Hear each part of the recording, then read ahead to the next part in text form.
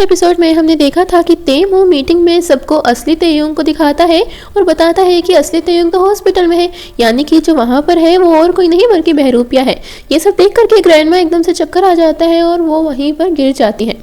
Unexpectedly तेयोंग वहाँ पर उठ जाता है, कोमा से बाहर आ जाता है और वो सीधा तेमू का नाम पुकारता है, जिसे सुन करके तेमू भी शौक में आ जाता है और फिर ये एपिसोड यहीं पर ख़त्म हो जाता है। आगे का एपिसोड हम आज के एक्सप्लेनेशन में सुनेंगे। वहीं उसी और बका आधी रात हो जाती है लेकिन वहीं पर खड़ी रहती है और तेयोंग का वेट करती है। लेकिन जब तेयोंग नहीं आता है तो फिर वो वहाँ से जाने लगती है और जब उसके मन में बस एक ही ख्याल आता है कि कहीं वो फिर से गायब तो नहीं हो गया है। उसे बार बार यही याद आ रहा था कि कैसे तेयोंग धीरे धीरे उसकी आंखों से ओझल होता जा रहा था। जब अपने घर पर जाती है तो वो अपना पूरा घर छान मारती है लेकिन ना तो उसे तेयोंग मिलता है और ना ही दाची सा, सोंगमान-बो और वू योंग सोल।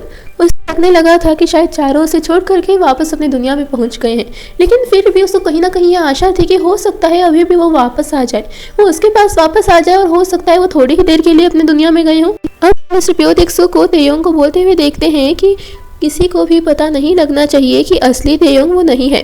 वो उन तीनों को बोलते हैं कि तुम किसी से भी कांटेक्ट नहीं रखोगे, किसी से भी बात नहीं करोगे, यहाँ तक कि बका को भी पता नहीं लगना चाहिए कि तुम तीनों अभी भी यहाँ पर हो। उसे भी यही लगना चाहिए कि जो असली तेयोंग है वो यहाँ पर है, उससे भी तुम्हारी सच्चाई का पता नहीं लगना चाहिए। उन्हें एक बार तो बुरा लगता है लेकिन उन्हें ये मानना ही पड़ता है। तेयोंग जब तेमू से मिलता है तो तेमू उससे पूछता है कि क्या तुम्हें थोड़ा सा भी याद है कि तुम्हारा एक्सीडेंट कैसे हुआ था? क्या किसी ने तुम्हें मारने की कोशिश या फिर तुम्हारा सच में एक्सीडेंट हुआ था? जिस पर तेयोंग बोलता है मुझे कुछ अच्छे से याद तो नहीं है, लेकिन हाँ इतना ज़रूर पता है कि धीरे धीरे सब कुछ याद आ जाएगा। डॉक्टर ने कहा है कि धीरे धीरे याद आएगा लेकिन याद आ जाएगा, उसकी टेंशन मत लो आप। वैसे भी अभी तो मुझे भूख लगी है तो चलो खाना खाते हैं। इसी बहाने से वो बात को टाल देता है और फिर तेमू को भी थोड़ा सा रिलीफ होता है और उसे लगने लगता है कि शायद इसे याद नहीं आएगा। में हम देखते हैं कि बका मिस्टर प्योतेक्सू से मिलती है। वो उनसे पूछती है कि क्या आपको पता है उन चारों का क्या हुआ? तो मिस्टर प्योतेक्सू से बताते हैं कि वो चारों के चारों भाग गए हैं और असली तेयोंग हमें मिल गया है, जिसे सुन करके बका काफ़ी हर्ट होती है और फिर वो सीन वहीं पर कट हो जाता है। नेक्स्ट में हम देखते हैं कि जब तेमू अपने ऑफिस में आता है तो फिर वो एक लेटर देखता है जिसके ऊपर लिखा हुआ था you are a big liar और तुम्हारा झूठ जल्द ही सबके सामने होगा, जिसे पढ़ करके वो एकदम से टेंस्ड हो जाता है और पीछे से हमारा तेयोंग आता है तो वो उसे देख करके और भी ज़्यादा घबरा जाता है और हड़बड़ाहट में वो कागज़ एकदम से फेंक देता है। अब तेयोंग को पता था कि सबसे पहले तेमू उसका फ़ोन लेने ही आएगा बकाई घर पे, इसलिए तेयोंग तेमू के आने से पहले ही अपना फ़ोन लेकर के वहाँ से चला जाता है। और फिर उसके बाद तेमू आता है और वो घर की छानबीन करने लगता है कि कहीं ना कहीं उसे तेयोंग का फ़ोन मिल जाए, लेकिन उसी वक्त बका वहाँ पर आ जाती है। तेमू बका को थोड़ा सा भड़काने की कोशिश करता है लेकिन बका तुरंत उसे घर से बाहर निकाल देती है और उसे बोलती है कि आगे से मुझे परेशान मत करना। तेयोंग घर पर आता है तो उसे सब पूछते हैं कि कहीं आपको किसी ने देखा तो नहीं आते हुए।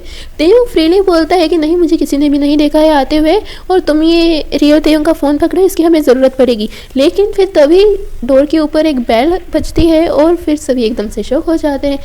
तो लगने लगता है कि कहीं तेमू ने उसे देख तो नहीं लिया है और वो उसका पीछा करते करते यहाँ पर तो नहीं आ गया है। सब परेशान हो जाते हैं लेकिन फिर तभी वू योंग सोल बोलता है कि पिज़्ज़ा वाला आ गया और फिर सब एक राहत भरी सांस लेते हैं और भाग के पिज़्ज़ा खाने लगते हैं।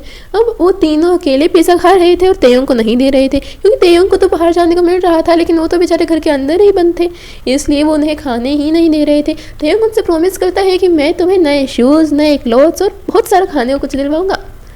पर वू योंग सोल बोलता है वो सब तो ठीक है लेकिन पिज़्ज़ा तो फिर भी नहीं मिलेगा आपको।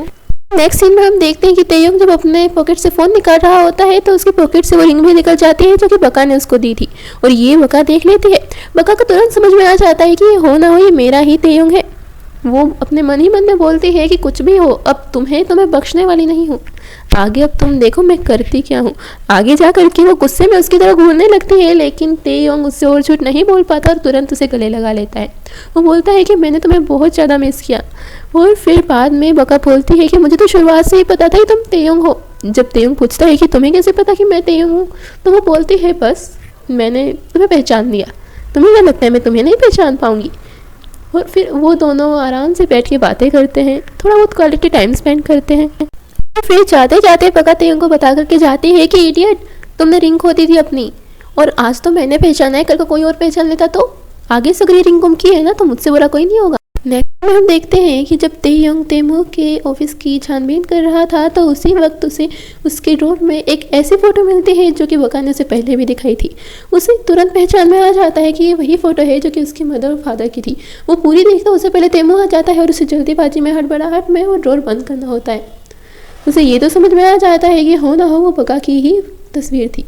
थोड़ी देर में कुरियर वाला आता है और वो तेमू के नाम से कुरियर दे करके चला जाता है।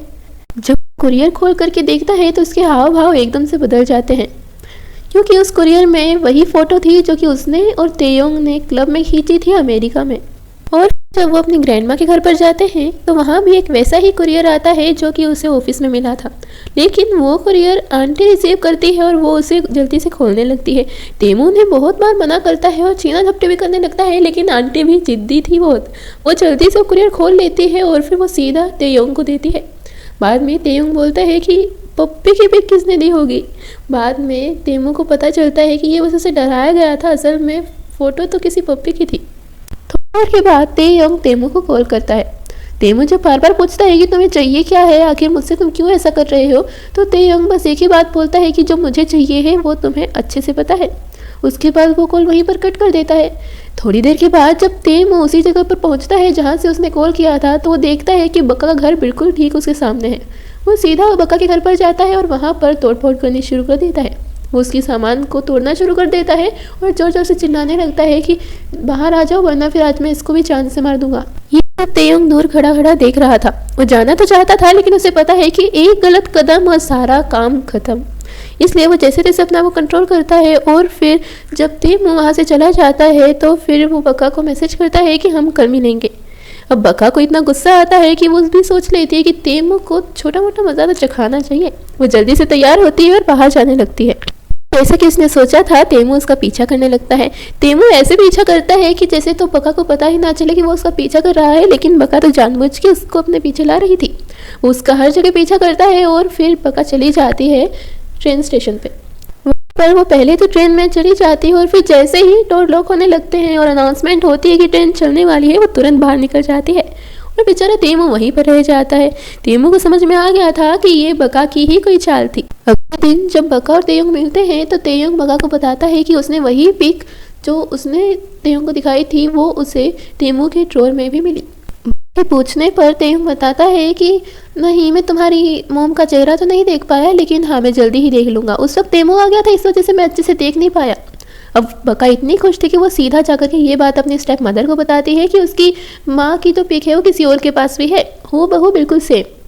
जिसे सुन करके उसकी माँ को काफ़ी अच्छा लगता है और अब वो अपनी स्टेप मदर को बता रही है तो सीधी सी बात है उसकी स्टेप मदर सेना को तो बताएगी ही। जब सेना को ये बताती है तो सेना सीधा तेमू के पास कॉल करती है, लेकिन तेमू उस वक्त उसका कॉल नहीं उठा पाता क्योंकि वो खुद बका के साथ होता है। बका उससे पूछ रही होती है कि देखो मुझे पता है तुम्हारे पास मेरी माँ की पिक है, तुम अगर मुझे वो दे दोगे तो फिर मुझे मेरी रियल माँ का पता चल जाएगा। प्लीज़ मुझे वो दे दो और मुझे बता दो कि मेरी सगी माँ कौन है। जिस पर तेमू बोलता है कि तुम्हें क्या पता मेरे पास कोई पिक है या फिर नहीं है। जिस पर बका बोलती है कि मुझे कहीं से पता चला है कि तुम्हारे पास वो पिक है जो कि मेरी सगी माँ की है। जब तेमू पूछता है कि तुम्हें कैसे पता चला तो बका सीधा सीधा बोलती है कि तुम्हें इस बात से कोई मतलब नहीं होना चाहिए, तुम बस ये बताओ कि मेरी सगी माँ कौन है। तेमू बोलता है ठीक है मैं बता दूंगा, तुम मुझे ये बता दो कि वो चारों के चारों लोग कहाँ पर हैं, मैं बता दूंगा। जिस पर बका गुस्सा होकर के वहाँ से चली जाती है। नेक्स्ट में हम देखते हैं कि तेमू बका और उसकी मोम की जो पिक होती है वो जला देता है। नेक्स्ट में हम देखते हैं कि बका की स्टेप मदर और उनकी रियल मदर दोनों साथ में बैठ कर बातें कर रहे थे और वहाँ पर हमें पता चलता है कि उसकी जो रियल मदर है वो सेना को अपने साथ ले जाना चाहती है। और तो उनकी मोम को बिल्कुल भी अच्छा नहीं लगता है और वो रोने भी लग जाती है, लेकिन फिर वो उसे बोलती है अगर ये सेना की भलाई के लिए है तो मुझे कोई प्रॉब्लम नहीं है। और फिर वो दोनों डिसीजन करते हैं कि सेना अपनी मोम के साथ चली जाएगी। अब शाम को वो उसी के बारे में बात कर रहे थे अपने असिस्टेंट से फ़ोन पर कि मैं अपनी बेटी को भी अपने साथ लेकर के आऊँगी, कि ये बात सेना सुन लेती है और सेना को लगता है कि वो बका के लिए बात कर रहे हैं। सेना जल्दी से तेमू को कॉल करके उससे जब ये सब बताती है तो तेमू से बोलता है कि मेरे पास एक सही प्लान है, तुम बस अभी ये पता लगाओ कि वो किस डॉक्टर की बात कर रही हैं। अगर उन्हें बका का पता चल गया होगा तो अलग बात है, लेकिन हो सकता है कि कोई और लड़की उन्हें पागल बना रही हो। तो पहले तो तुम ये कन्फर्म करो कि वो लड़की कौन है जिसे वो अपने साथ ले जाना चाहती है। और फिर उसके बाद वो सीधा बका को कॉल करता है और बोलता है कि अगर तुम्हें अपने रियल मॉम के बारे में जानना है तो फिर तुम मुझसे अभी मिलने के लिए आओ। वो जैसे ही वहाँ पर जाते हैं तो वो कार में कहीं जाने लगते हैं और फिर बीच ही रास्ते में तेमू कार को रोक देता है। वो उसे बोलता है कि लगता है कार में कोई खराबी आ गई है, मैं उतर के देखता हूँ। और फिर बका को चेक करने के बहाने वो उसे बेहोश कर देता है। वहीं दूसरी ओर जब तेयोंग अपनी और तेमू की पिक्स देख रहा था तो वो वहाँ पर बका की भी फोटो देखता है और तब वो सरप्राइज्ड हो जाता है कि बका वहाँ पर क्या कर रही है। हो ना हो इससे कोई तो लिंक है बका का। वो तब सोच ही रहा था कि उसके पास एक मैसेज आता है जिस मैसेज में बका की पिक होती है और वहाँ पर वो बेहोश होती है कि तभी तेमू का कॉल आता है तेयोंग के पास और वो उसे बोलता है कि अगर तुम्हें बका सही सलामत चाहिए तो मुझे तेयोंग का रियल मोबाइल ला करके दो। जब तेयोंग उसे बोलता है कि बका को अगर कुछ भी हुआ तो तुम नहीं बचोगे तो तेमू बोलता है कि देखो मैंने तो उसे रेफ्रिजरेटर ट्रक में डाल दिया है, अब तुम जितनी जल्दी मुझे तेयोंग का मोबाइल ला करके दोगे उतनी ही जल्दी बका को बचा पाओगे, वरना वो कब मर जाए ये तो मैं भी नहीं कह सकता हूँ। और फिर वो उसे वहीं पर बंद करके चला जाता है।